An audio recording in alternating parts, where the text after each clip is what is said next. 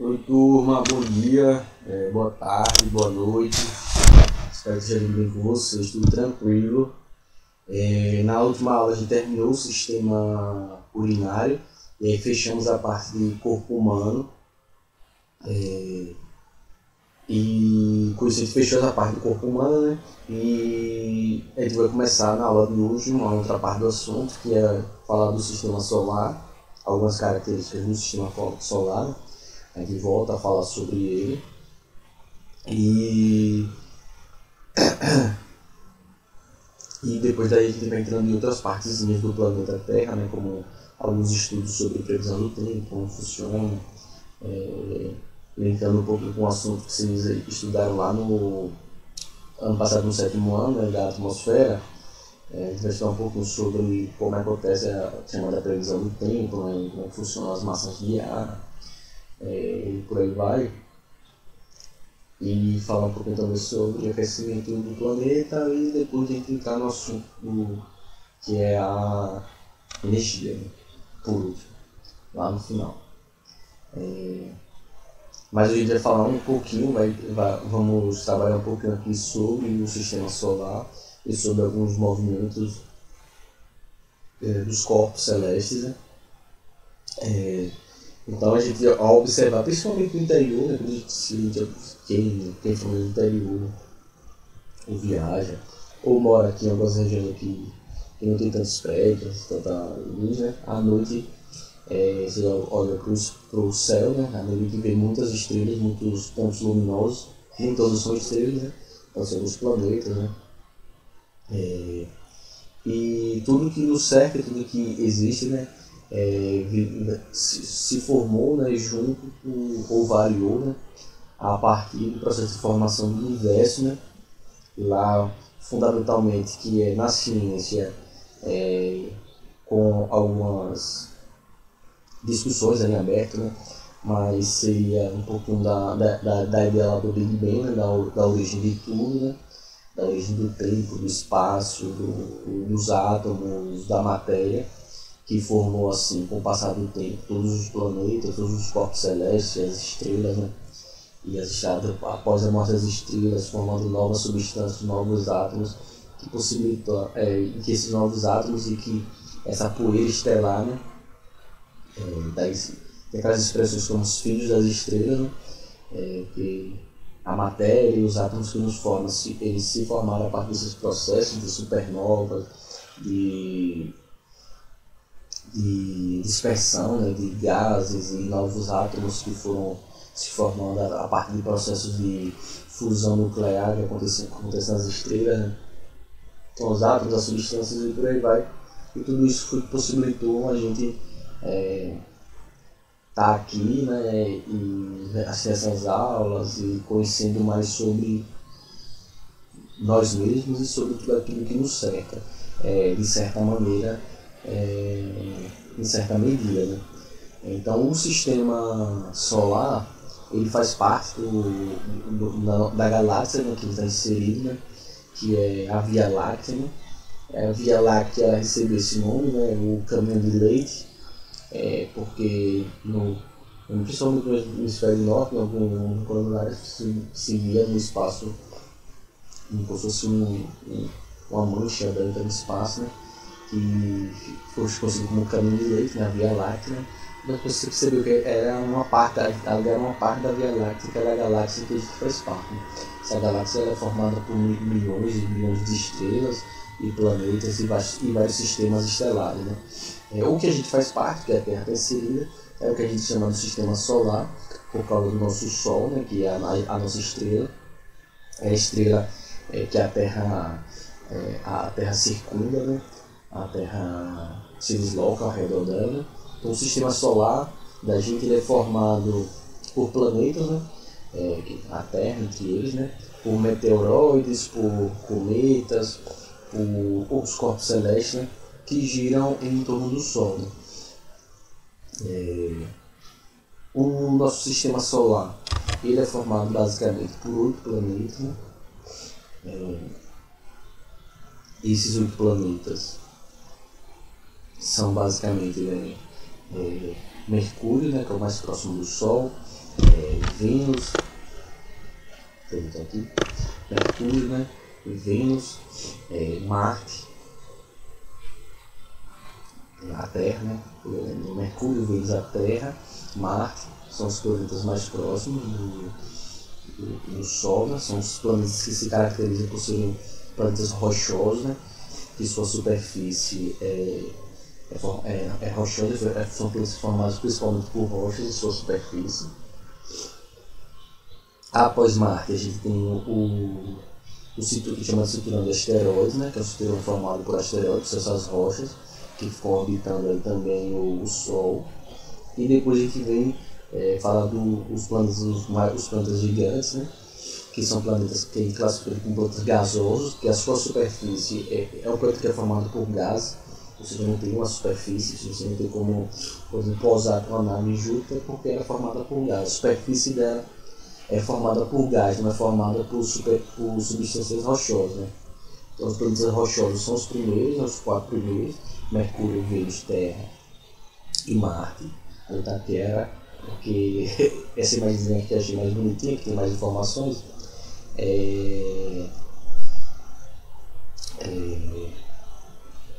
não está em português, vocês estão observando aí, não é erro de português não. Júpiter também os planetas gasosos, que a sua superfície são formados por gás, né? Que vem Júpiter, então de todos, né? Saturno, Urano e Netuno, certo? Então esses são os outros 4 planetas, né? Com exceção de Mercúrio e de Vênus, que são os 2 primeiros,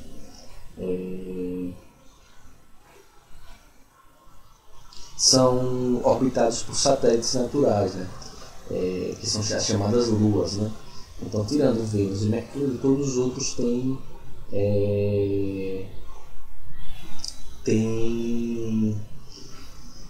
satélites naturais orbitando esses planetas, né? E aí vai variar a quantidade. Então, por exemplo, aqui na Terra a gente tem um satélite natural que a gente chama da Lua, né? Mas, por exemplo, Saturno tem mais de 60 já observados, ou seja, mais de 60 corpos celestes, né?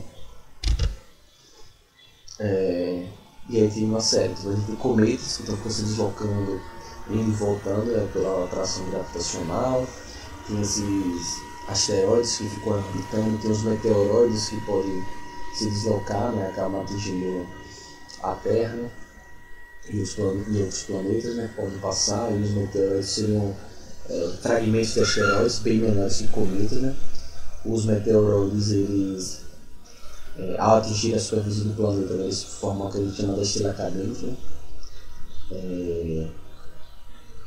Que é um meteoro, né? Que ele queima, né? E o meteorito é quando esse meteoro ele consegue atingir a superfície do planeta. A gente tem o antigo lá Plutão aqui em cima, né?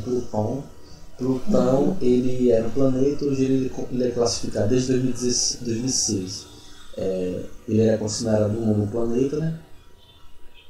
Quando eu estudei no colégio, Plutão era um planeta, né? Hoje em dia, Plutão é considerado pela União Astronômica Internacional, ele tem uma definição como planeta não. Se vocês pesquisarem, vocês vão ver que tem uma série de fatores para definir um planeta como planeta não. Não é só o tamanho, por ele ter um tamanho reduzido. Um é porque ele realmente tem um tamanho reduzido, mas é porque ele também não é o corpo celeste predominante em sua órbita. Então ele tem uma série, veja que aqui em cima tem uma série de outros astros na órbita dele. Mas o principal fator é porque os planetas eles são influenciados pelas órbitas o que é a órbita? A órbita é o caminho que o planeta faz ao redor da estrela. E quem determina esse caminho é a atração, a relação entre esse planeta, entre esse corpo celeste e a estrela, o Sol. No nosso caso, né? Então quem define a órbita do caminho é essa relação da atração gravitacional do planeta com a estrela, né? Essa relação. No caso de Plutão também é considerado um planeta não, por quê? Porque a órbita de Plutão não é só influenciada pelo Sol. A órbita de Plutão é influenciada também por esse planetinha que está próximo dele, que é Netuno. Então, como Netuno, que é um planeta, influencia na órbita de Plutão, além do Sol, né? Então esses são os fatores que rebaixou Plutão a condição de planeta não, né? Os planetas só são influenciados, sua órbita é só influenciada, os planetas, por assim dizer, sua órbita é só influenciada pela estrela que eles orbitam, né? Como Plutão, além de ser influenciado pela estrela que ele orbita, que é o Sol, ele também é influenciado pela órbita, sua órbita influenciada pela presença do Netuno. Então, daí foi porque ele foi rebaixado à condição de planeta não, seu tamanho reduzido, não ser o principal corpo celeste em sua órbita, ele tem outros planetinhas anões, os planetóides, por ele ser influenciado pela órbita, sua órbita ser influenciada por um outro planeta, e não apenas pelo Sol, são algumas das condições que rebaixou a condição do planeta não.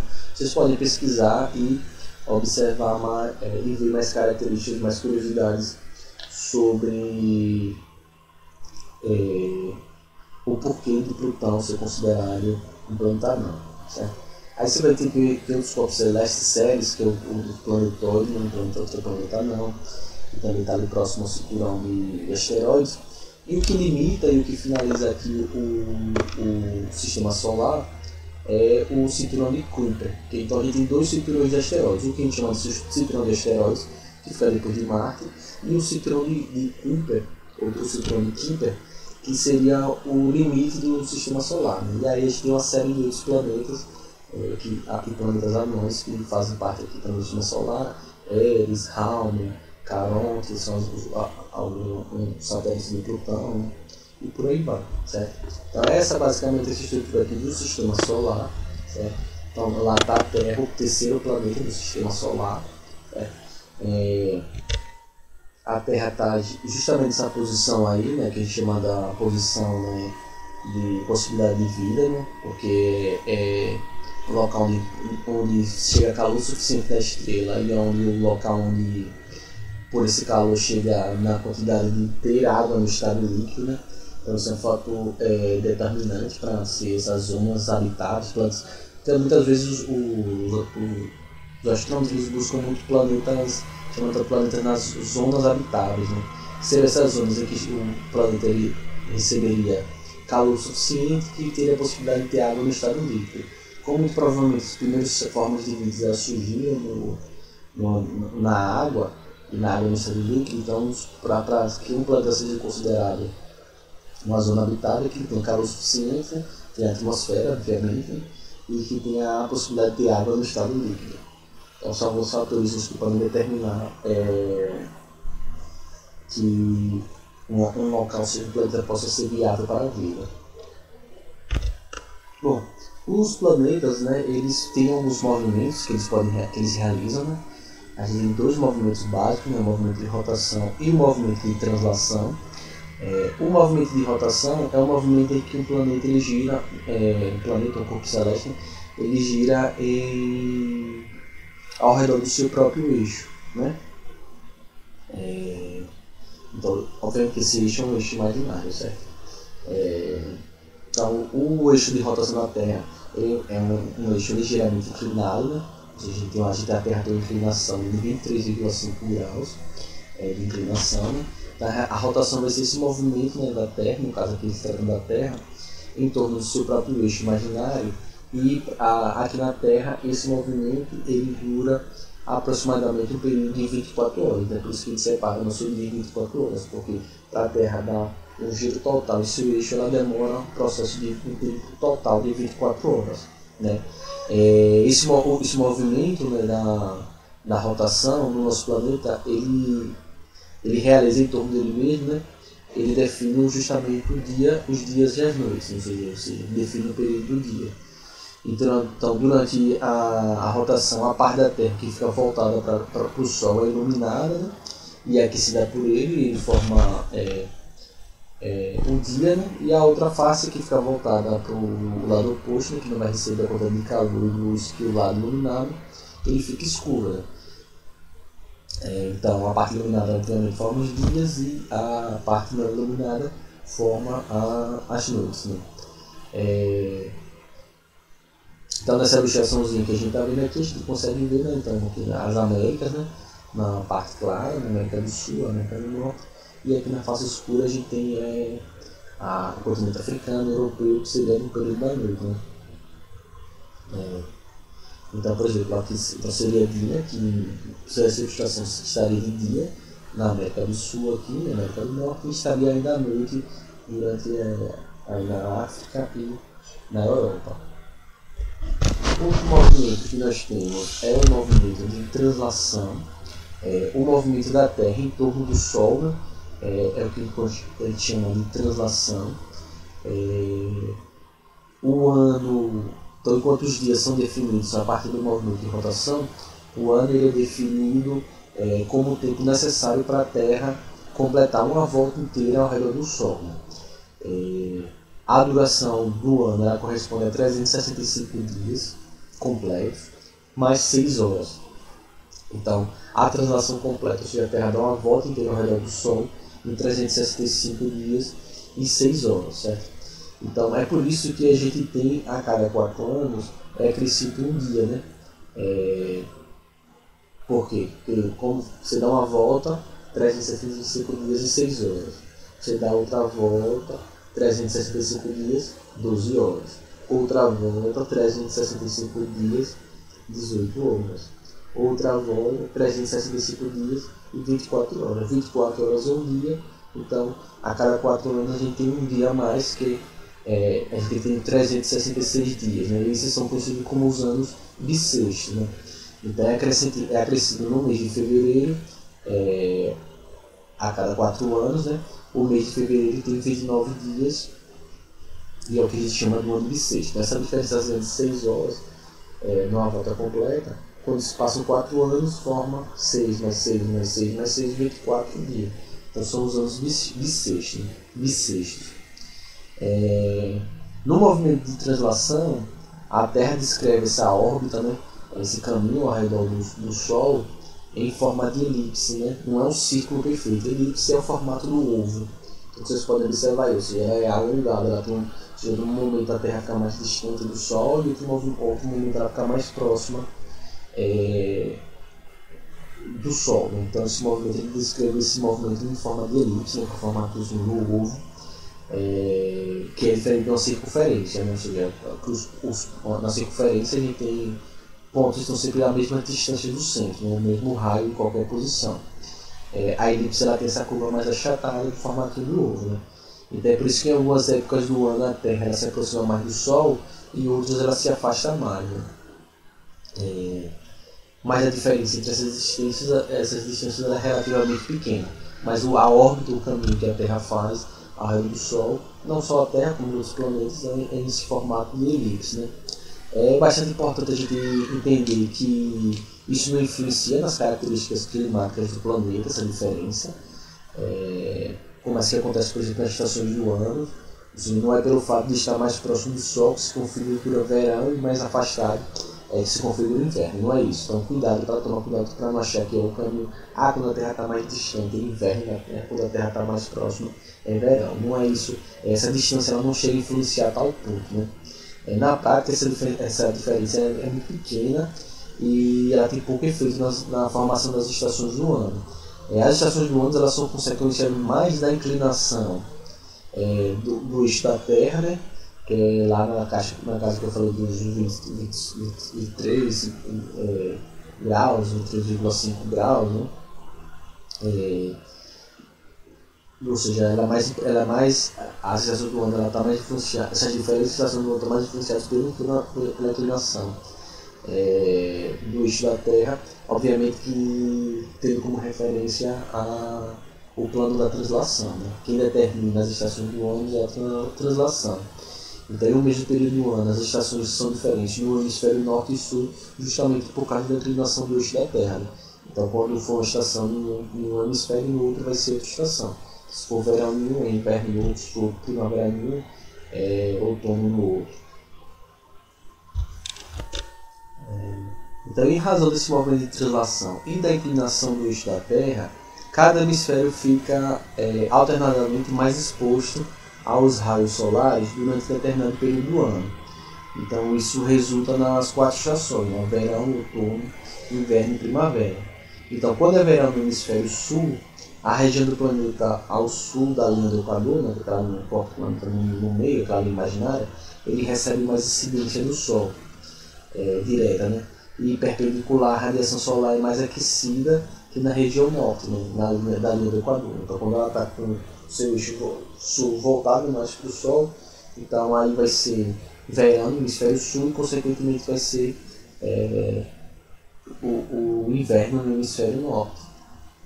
Então quando o hemisfério norte recebe mais incidência direta e perpendicular da radiação solar, quando a inclinação da Terra fica mais voltada para o Sol, o hemisfério norte fica mais aquecido. Então vai ser verão no hemisfério norte e inverno no hemisfério sul, onde os raios solares vão incidir com menos inclinação. Então esse movimento de rotação, esse movimento de translação do planeta e essa inclinação do eixo do planeta é o que vai distinguir as estações do ano. Então as datas consideradas marcos da mudança entre as estações, elas ficaram definidas como solstício, né, para o verão e vocês podem ver para o verão e para o inverno, e equinócio para primavera e outono. Essas estações apresentam condições climáticas marcadamente diferentes, né, em regiões mais próximas dos polos, mais ao norte e mais ao sul. Você tem as 4 estações muito bem definidas. O que não ocorre, né, nas regiões próximas à linha do Equador, como aqui no Sergipe e no Nordeste, né? Enquanto o verão então aqui a gente não tem essa distinção dessas 4 estações, né? Que é basicamente quente e frio, quente e menos quente, né? Mas a estação chuvosa e a estação mais seca. Não tem essas 4 estações bem definidas como nessas regiões mais acima do hemisfério norte e mais abaixo do hemisfério sul. Quanto mais distante da linha do Equador, essa região central, que sempre recebe mais ou menos uma incidência de calor muito parecida, por mais distante da linha do Equador, maior definição se tem nas estações do ano, maior separação. Então, geralmente aqui a gente tem o solstício de 21 de junho, né, que é o início do inverno no hemisfério sul e o início do verão no hemisfério norte. A gente tem o solstício de dezembro, né, que é 21 e 22 de dezembro, que é o início do verão no hemisfério sul e o início do inverno no hemisfério norte. A gente tem o equinócio de 22 e 23 de setembro, que é o início da primavera no hemisfério sul e o outono no hemisfério norte. E a gente tem o equinócio de 20 e 21 de março, que é o início do outono no hemisfério sul e da primavera no hemisfério norte. Outra curiosidade que a gente tem que é bastante interessante é que durante o verão os dias são mais longos e as noites mais curtas, e durante os invernos, não interessa que o hemisfério seja, durante o inverno as noites são mais longas e os dias são mais curtos. Certo? Na próxima aula a gente fala sobre a Lua, os fenômenos que a Lua influencia, como é, e a gente fecha essa partezinha, só uma partezinha bem curtinha do sistema solar, que tem aqui no 8º ano. Outra parte a gente estudou lá no 6º ano. Então precisam saber os planetas, características do sistema solar, a ordem dos planetas, que são planetas gasosos, rochosos, quais são os elementos que formam os planetas, os elementos que formam o sistema solar, a perguntinha porque Plutão é anão, os movimentos de rotação, o que eles formam, movimento de translação, o que eles formam, que tem diferenças nas estações do ano, nos hemisférios. Essas coisas que vocês precisam saber. Na próxima aula aqui na Lua, deixei uma atividade também para vocês, mas na próxima aula eu vou falar logo do assunto da Lua, aí depois eu vou deixar também os exercícios do livro, que aí eu corrijo esses 2 exercícios de uma vez, já que é o mesmo assunto, certo? Mas já deixei aí um exercício, uma paginazinha aí, que vai dessa primeira partezinha. Na próximo vídeo a gente fala da Lua, deixa outros exercícios aqui, na outra aula eu corrijo os 2, a gente fecha essa partezinha curtinha de sistema solar, para depois poder entrar na parte de previsão do tempo. Então fiquem bem seguros e se vê na próxima aula.